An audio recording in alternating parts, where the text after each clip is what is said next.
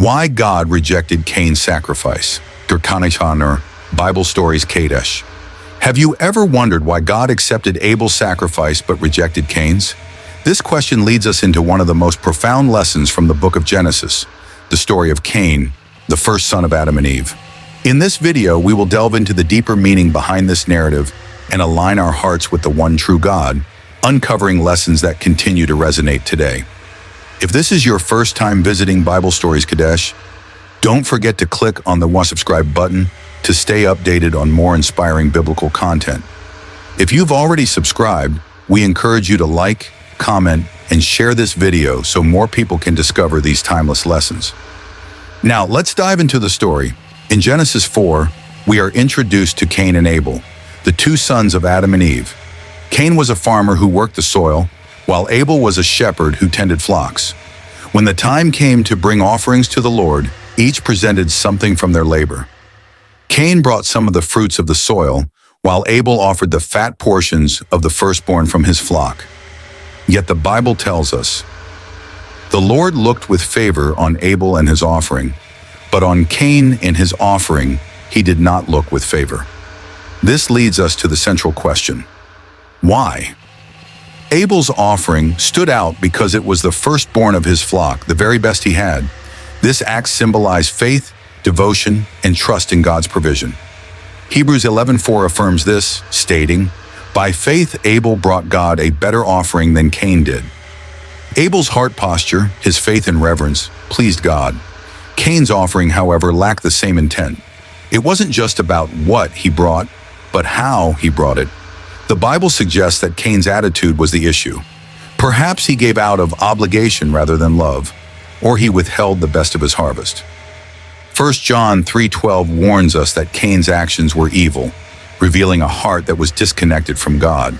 But why was Cain's heart so disconnected? Why was it so hard for him to give his best? To understand this, we must look back to Genesis 3:17-19. After Adam and Eve disobeyed God by eating from the tree of the knowledge of good and evil, God cursed the ground. This curse made farming far more labor-intensive than tending flocks. Cain may have felt that his work was harder than Abel's and that it was unfair to give the best of his labor as an offering. Unknowingly, Cain fell into the trap of comparing his efforts to those of his brother. This comparison led him to perceive that God favored Abel over him. But Cain failed to see a fundamental truth. All things come from God. Whether it's the crops of the field or the reproduction of flocks, everything is a gift from the Creator. When God rejected Cain's offering, he didn't leave him without hope. Instead, God gave Cain an opportunity to reflect and change.